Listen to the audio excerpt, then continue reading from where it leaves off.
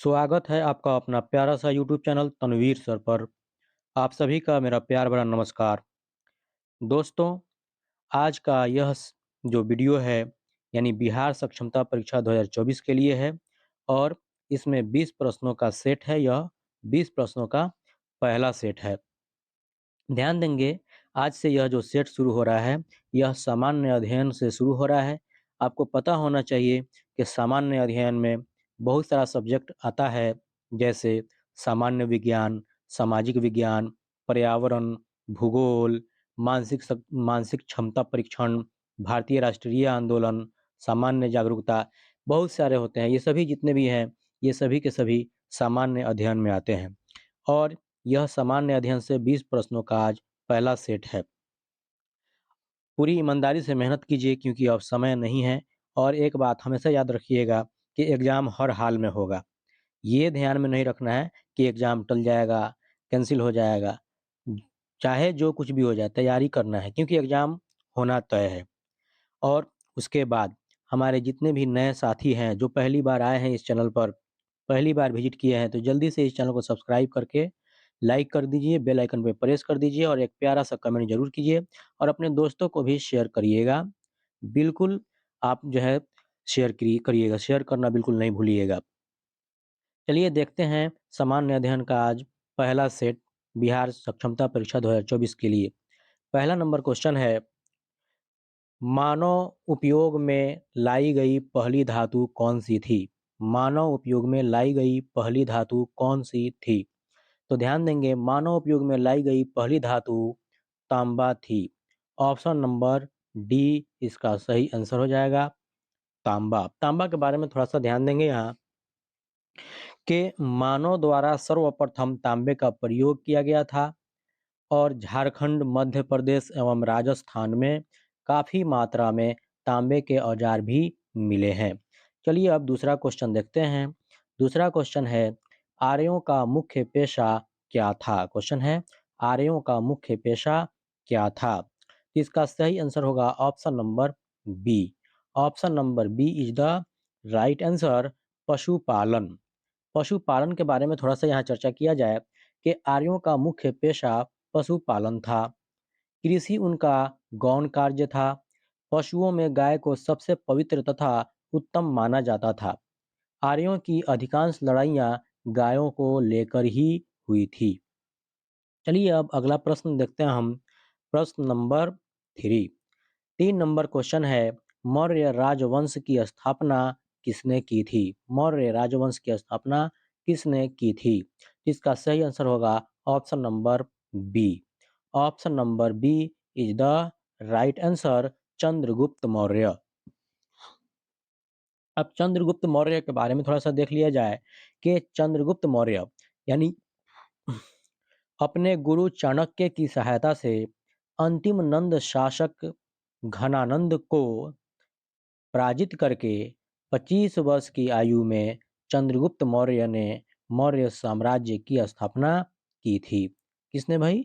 अपने गुरु चाणक्य की सहायता से अंतिम नंद शासक धनानंद को पराजित करके 25 वर्ष की आयु में चंद्रगुप्त मौर्य ने मौर्य साम्राज्य की स्थापना की थी।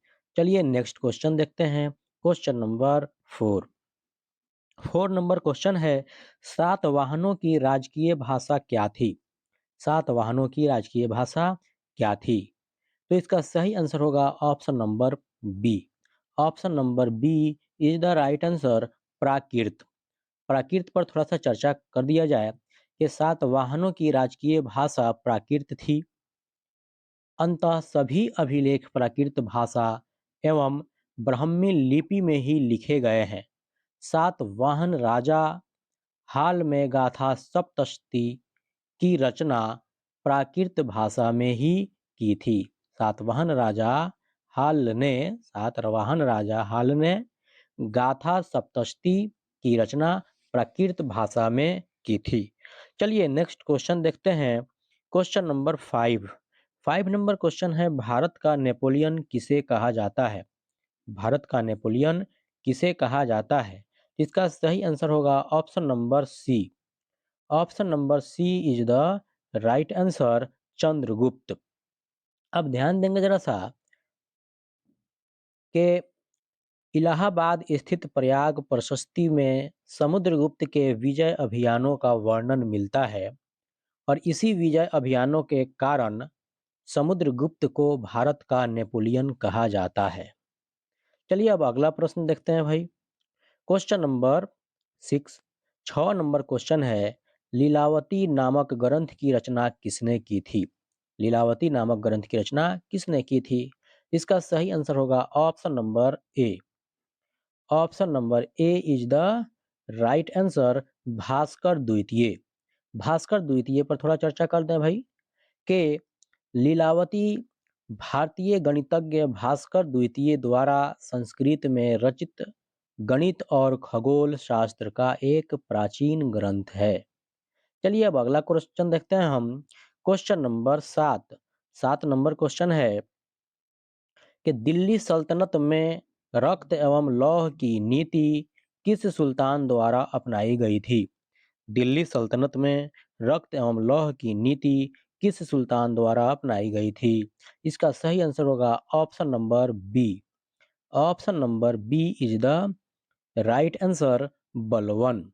बलवन के बारे में थोड़ा सा जान लेंगे कि गुलाम वंश के शासक बलवन, जो 1265 से लेकर 1287 ईस्वी तक था, ने सुल्तान की प्रतिष्ठा स्थापित करने के लिए तथा राज्य में हो रहे विद्रोहों को शांत करने के लिए लौह एवं रक्त की नीति अपनाई थी। किसने? बलवन ने। चलिए नेक्स्ट क्वेश्चन देखते हैं भाई। क्वेश्चन नंबर 8, 8 नंबर क्वेश्चन है, मुहम्मद बिन तुगलक द्वारा किस धातु के सांकेतिक मुद्रा चलाने का निर्णय लिया गया था? क्वेश्चन है, मुहम्मद बिन तुगलक द्वारा किस धातु के सांकेतिक मुद्रा चलाने का निर्णय लिया गया था? इसका सही आंसर होगा option number B. Option number B is the right answer, तांबा। तांबा क्यों होगा भाई? तो मुहम्मद बिन तुगलक द्वारा 1330 ईस्वी में चलाई गई सांकेतिक मुद्रा का अर्थ था कि चांदी के टंके, यानी चांदी का टका हुआ, चांदी के टके के स्थान पर तांबे यानी के पीतल के टके का प्रचलन। इतिहासकार बर्नी द्वारा किया गया वर्णन इस संदर्भ में महत्वपूर्ण है। चलिए अगला क्वेश्चन देखते हैं। क्वेश्चन नंबर 9, 9 नंबर क्वेश्चन है, फरीद को शेर खान का खिताब किसने दिया था? किताब नहीं, खिताब। फरीद को शेर खान का खिताब किसने दिया था? इसका सही आंसर होगा option number B. Option number B is the right answer, Bahar Khan Lohani. बहार खान लोहानी, दक्षिण बिहार के सूबेदार बहार खान लोहानी, ये कहाँ के थे? दक्षिण बिहार के सूबेदार बहार खान लोहानी ने फरीद को एक शेर मारने के उपलक्ष्य में शेर खान की उपाधि प्रदान किया था तथा अपने पुत्र जलाल खान का संरक्षक नियुक्त किया था। क्या हुआ? दक्षिण बिहार के सूबेदार बहार खान लोहानी ने फरीद को एक शेर मारने के उपलक्ष्य में शेर खान की उपाधि प्रदान किया था तथा अपने पुत्र जलाल खान का संरक्षक नियुक्त किया था। चलिए नेक्स्ट क्वेश्चन देखते हैं। क्वेश्चन नंबर 10, 10 नंबर क्वेश्चन है, अंग्रेजों ने दक्षिण भारत में 1611 ईस्वी में अपनी पहली फैक्ट्री कहाँ स्थापित की थी? क्वेश्चन है, अंग्रेजों ने दक्षिण भारत में 1611 ईस्वी में अपनी पहली फैक्ट्री कहाँ स्थापित की थी? इसका सही आंसर होगा option number C. Option number C is the right answer, Masulipatnam. Masulipatnam. थोड़ा सा इस पर चर्चा कर दिया जाए भाई कि दक्षिण में ईस्ट इंडिया कंपनी ने अपना पहला कारखाना 1611 ईस्वी में मसूलीपट्टनम और पेरापुली में स्थापित किया था। चलिए नेक्स्ट क्वेश्चन देखते हैं। क्वेश्चन नंबर 11, 11 नंबर क्वेश्चन है, लॉर्ड डलहौजी ने अवध के किस नवाब पर कुशासन का आरोप लगाकर 1856 ईस्वी में अवध राज्य को हड़प लिया? क्वेश्चन है, लॉर्ड डलहौजी ने अवध के किस नवाब पर कुशासन का आरोप लगाकर 1856 ईस्वी में अवध राज्य को हड़प लिया? इसका सही आंसर होगा option number C. Option number C is the right answer, Wajid Ali. Wajid Ali, थोड़ा सा इस पर देख लिया जाए। अवध के अंतिम नवाब वाजिद अली शाह, क्या, अवध के अंतिम नवाब वाजिद अली शाह पर कुशासन का आरोप लगाकर डलहौजी ने 1856 ईस्वी में अवध को ब्रिटिश साम्राज्य में मिला लिया था। वाजिद अली अवध के अंतिम नवाब थे। चलिए अब नेक्स्ट क्वेश्चन देखते हैं भाई। Question number 12। 12 नंबर क्वेश्चन है कि रैयतवाड़ी बंदोबस्त के जनक थे। रैयतवाड़ी बंदोबस्त के जनक थे। इसका सही आंसर होगा option number C. Option number C is the right answer, Munro एवं रीड। मुनरो एवं रीड पर थोड़ा सा देखेंगे यहाँ। अंग्रेजों द्वारा भारत में भू राजस्व वसूली हेतु लागू की गई यह दूसरी व्यवस्था थी, जिसके जन्मदाता थॉमस मुनरो एवं कैप्टन रीड थे। उसके बाद इस व्यवस्था के अंतर्गत कुल ब्रिटिश भारत के भू क्षेत्र का 51% हिस्सा शामिल था। चलिए अब नेक्स्ट क्वेश्चन देखते हैं। Question number 13। 13 नंबर क्वेश्चन है, 10 मई 1857 ईस्वी को विद्रोह का आरंभ कहाँ से हुआ था? 10 मई 1857 ईस्वी को विद्रोह का आरंभ कहाँ से हुआ था? इसका सही आंसर होगा option number B. Option number B is the right answer, Meerut. Meerut. अब जरा सा ध्यान देंगे यहाँ पर कि भारतीय स्वतंत्रता संग्राम में प्रथम सशस्त्र विद्रोह क्या हुआ कि भारत स्वतंत्रता संग्राम में प्रथम सशस्त्र सशस्त्र सशस्त्र विद्रोह 10 मई 1857 ईस्वी को मेरठ स्थित छावनी से शुरू हुआ था। ध्यान देने की बात है यहाँ पर कि भारतीय स्वतंत्रता संग्राम में प्रथम सशस्त्र विद्रोह 10 मई 1857 ईस्वी को मेरठ स्थित छावनी से शुरू हुआ था।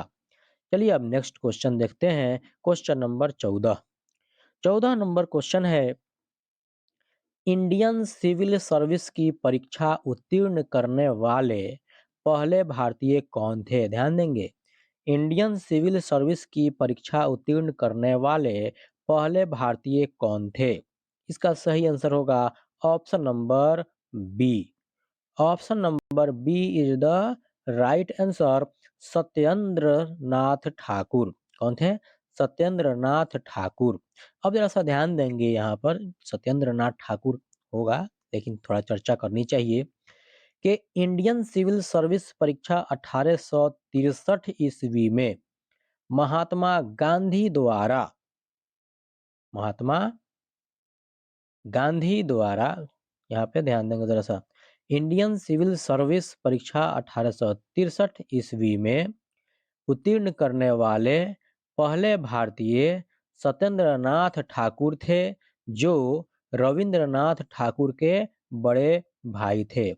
ध्यान देंगे जरा सा यहाँ पर, थोड़ा सा हम दूसरा कुछ चर्चा करने लगे यहाँ पर सत्येंद्र नाथ ठाकुर के बारे में कि इंडियन सिविल सर्विस परीक्षा 1863 ईस्वी में उत्तीर्ण करने वाले पहले भारतीय सत्येंद्र नाथ ठाकुर थे, जो रविंद्रनाथ ठाकुर के बड़े भाई थे।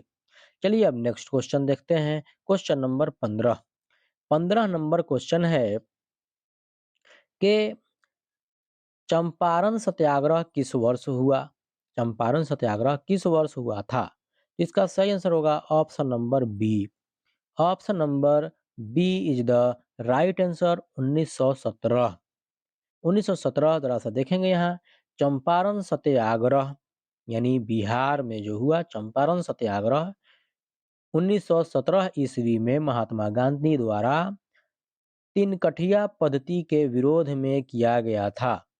चंपारण सत्याग्रह बिहार में 1917 ईस्वी में महात्मा गांधी द्वारा तिनकठिया पद्धति के विरोध में किया गया था और भारत में महात्मा गांधी द्वारा सत्याग्रह का प्रथम प्रयोग चंपारण आंदोलन के दौरान किया गया था। चलिए अब नेक्स्ट क्वेश्चन देखते हैं। Question number 16।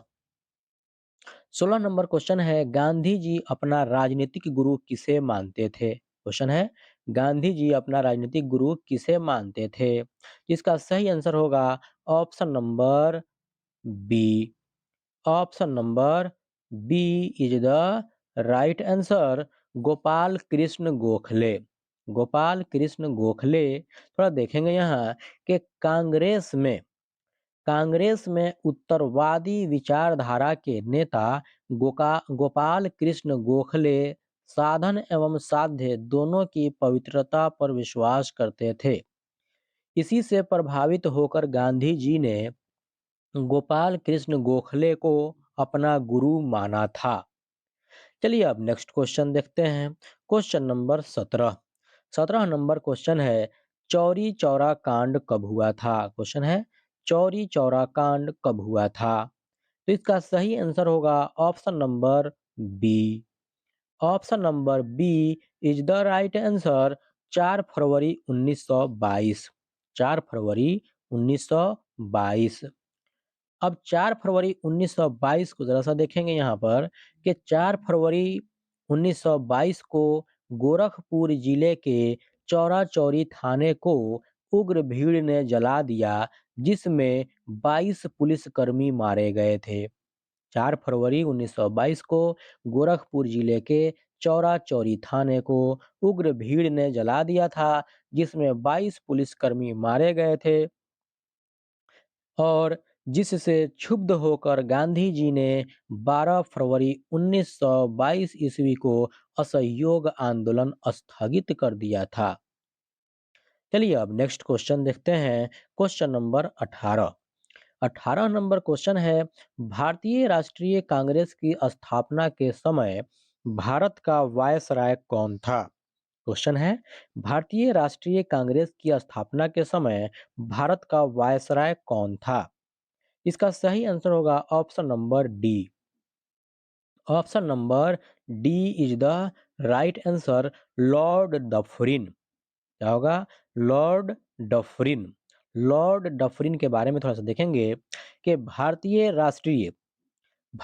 राष्ट्रीय कांग्रेस की स्थापना 28 दिसंबर 1825 सॉरी 28 दिसंबर 1885 ईस्वी को हुई थी।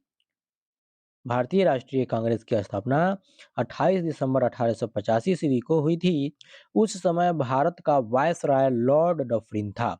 उस समय भारत का वायसराय कौन था भाई? तो लॉर्ड डफरिन था। अब ध्यान देंगे यहाँ पर एक और क्वेश्चन बन जा रहा है कि भारतीय राष्ट्रीय कांग्रेस की स्थापना कब हुई थी? तो भारतीय राष्ट्रीय कांग्रेस की स्थापना 28 दिसंबर 1885 ईस्वी को हुई थी। ध्यान देंगे इसमें और आगे हम कह सकते हैं कि राष्ट्रीय कांग्रेस की स्थापना मुंबई के गोकुलदास तेजपाल संस्कृत विश्वविद्यालय में ए.ओ. ह्यूम द्वारा की गई थी। ध्यान देंगे, राष्ट्रीय कांग्रेस की स्थापना मुंबई के गोकुलदास तेजपाल संस्कृत विश्वविद्यालय में ए.ओ. ह्यूम द्वारा की गई थी।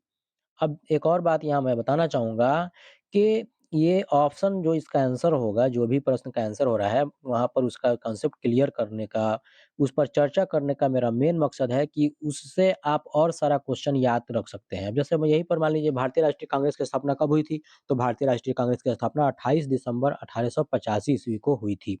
तो पूरा सुनिएगा, जिससे क्या होगा, ये 20 क्वेश्चन आपको नहीं समझना चाहिए, 20 क्या 50 क्वेश्चन के बराबर है यह, क्योंकि हर एक ऑप्शन जो है इसका, उस पर हम चर्चा कर रहे हैं, इसलिए आपके लिए इम्पोर्टेंट है। चलिए अब अगला क्वेश्चन देखते हैं हम। Question number 19। 19 नंबर क्वेश्चन है कि इंडियन एसोसिएशन के संस्थापक कौन थे? इंडियन एसोसिएशन के संस्थापक कौन थे? तो इसका सही आंसर होगा option number B. Option number B is the right answer, Surendra Nath Banerjee. कौन? सुरेंद्र नाथ बनर्जी। अब जरा से यहाँ पर सुरेंद्र नाथ बनर्जी पर भी देख लिया जाए कि इंडियन एसोसिएशन की स्थापना 1876 ईस्वी में सुरेंद्र नाथ बनर्जी एवं आनंद मोहन बोस द्वारा की गई थी। ऑप्शन में एक ही है, इसलिए सुरेंद्रनाथ बनर्जी आंसर दिया जाएगा। अगर रहता एक और कि आनंद मोहन बोस अगर रहता तो 2 ऑप्शन इसमें दिया रहता, उसका ऑप्शन देता कि बी और सी दोनों या ए और बी दोनों, इस तरह का। इसीलिए याद रखिएगा। और कब हुआ था? तो 1876 ईस्वी में। इंडियन एसोसिएशन की स्थापना 1876 ईस्वी में सुरेंद्रनाथ बनर्जी एवं आनंद मोहन बोस द्वारा की गई थी। चलिए अब नेक्स्ट क्वेश्चन देखते हैं, क्वेश्चन नंबर 20। 20 नंबर क्वेश्चन है कि बंगाल में ब्रिटिश वस्तुओं के बहिष्कार का सुझाव सर्वप्रथम किसने दिया था? क्वेश्चन है, बंगाल में ब्रिटिश वस्तुओं के बहिष्कार का सुझाव सर्वप्रथम किसने दिया था? इसका सही आंसर होगा option number B. Option number B is the right answer, Krishna Kumar Mitra. Krishna Kumar Mitra पर चर्चा करने से पहले मैं आपको याद दिलाना चाहूँगा कि अभी तक आप इस चैनल को सब्सक्राइब नहीं किए हैं, भूल गए हैं, या मेरे जो भी नए दोस्त आए हैं इस चैनल को विज़िट किए हैं लेकिन सब्सक्राइब अभी तक नहीं किए हैं, तो मेरे भाई, मेरे दोस्त, एक सब्सक्राइब करके बेल आइकन पर यानी घंटा पर प्रेस ज़रूर कर दीजिएगा। और क्वेश्चन अच्छा लगा हो तो प्लीज़ एक लाइक करके प्यारा सा कमेंट भी कीजिएगा। और अपने दोस्तों को तो शेयर करना बिल्कुल ही नहीं भूलिएगा। अपने ग्रुप में भी शेयर कीजिए, अपने शिक्षक ग्रुप जो भी बनाया है आपका है, आप जिस शिक्षक ग्रुप में जुड़े हैं, सभी ग्रुप में आप जितना से जितना हो सके शेयर कीजिए, क्योंकि वक़्त नहीं है। हमारा जितने भी शिक्षक साथी हैं, सबके सबका जो है यह वीडियो, यह चैनल काम आ जाए, मेरा मकसद यही है। इसलिए आप थोड़ा-सा सपोर्ट कर दीजिए, सबका सपोर्ट हो जाएगा, सबका साथ मिल जाएगा। चलिए अब इस पर हम चर्चा करते हैं कृष्ण कुमार मित्र पर कि बंगाल में स्वदेशी आंदोलन जो 1906 में हुआ था, यानी बंगाल में स्वदेशी आंदोलन के दौरान कृष्ण कुमार मित्र ने ब्रिटिश वस्तुओं के बहिष्कार का सुझाव दिया था। चलिए वीडियो को आखिरी तक देखने के लिए आप सभी का बहुत-बहुत धन्यवाद।